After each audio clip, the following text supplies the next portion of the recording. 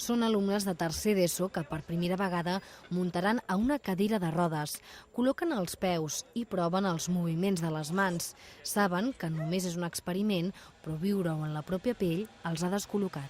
Em treu la llibertat de fer la mobilitat i com que és una mica més difícil tot, poder moure, tenir accés a alguns llocs. Tengo la sensación de tener miedo, porque no ves nada y no sabes qué hay en tu alrededor. Avui comprovaran les barreres arquitectòniques al seu barri.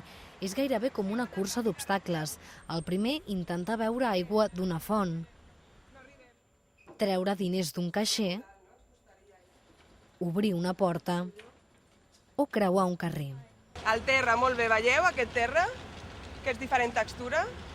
Ells noten amb el bastó que hi ha una diferent textura i saben que hi ha un semàfor. L'Associació d'Amputats Sant Jordi ha col·laborat amb més d'una vintena d'instituts els últims 2 anys. El resultat del seu treball l'entregaran a l'Ajuntament el mes que ve. El Carmel és un dels pitjors barris per persones amb mobilitat reduïda perquè hi ha pendents molt fortes. A Gràcia, en canvi, el problema són les voreres estretes. Som conscients que a Barcelona s'ha fet un esforç, si posem a nivell estatal, d'accessibilitat a molts llocs, però també som realistes i sabem que queda molt per fer, no?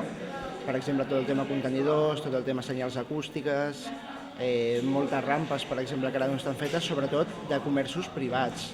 Sobretot en el comerç privat cal una empenta més en aquest sentit. Després de la passejada toca tornar a classe. Per primera vegada han tingut a les seves mans cames ortopèdiques i, sorpresa, també les de la Lorena, que els ha acompanyat tot el matí.